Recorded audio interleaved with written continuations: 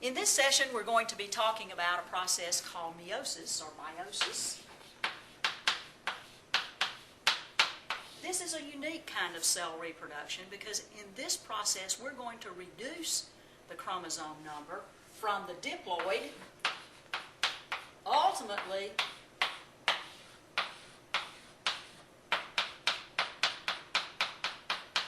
to the haploid number of cells.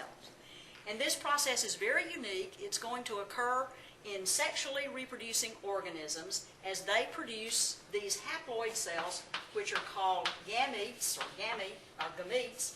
or more well known to us, sperm and egg cells. The process is very similar in many ways to what happens in the cell cycle.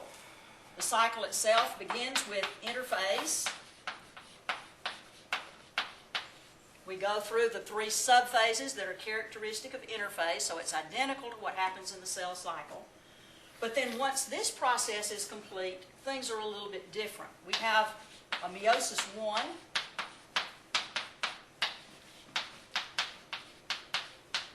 and a meiosis 2. And then in each of these separate stages here, we have a prophase 1, a metaphase 1, an anaphase 1,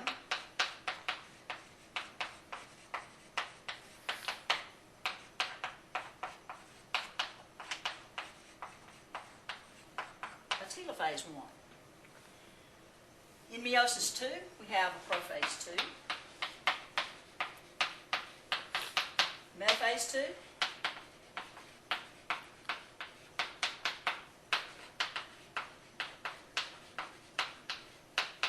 anaphase 2,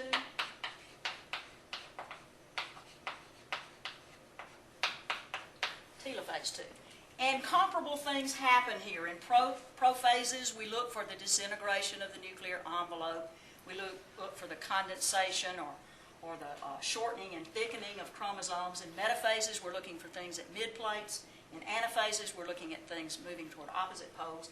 And in telophases or telophases, we're looking for cytokinesis occurring here. However, there are some major differences here in this process of meiosis because we have to reduce the chromosome number. Most of the differences are going to come in meiosis 1 and specifically in prophase 1 of meiosis 1. We're going to see three major things happening here in prophase 1 that make this process quite different than the cell cycle. We're going to see synapsis occurring. We're going to see tetrads forming.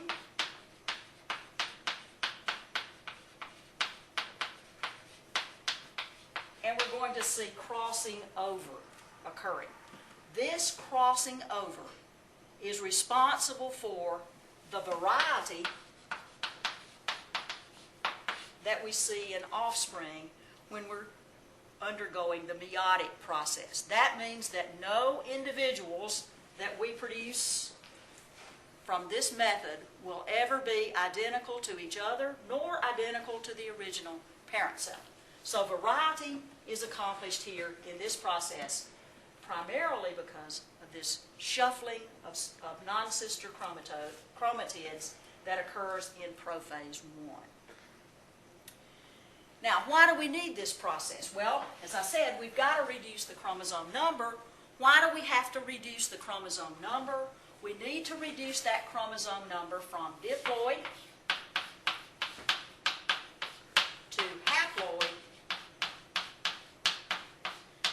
so that in sexually reproducing organisms, the sperm cell, which is haploid, can unite with an egg cell, which is haploid, producing a new individual, which we refer to as a zygote. That zygote now has the 2n, or diploid, number of chromosomes.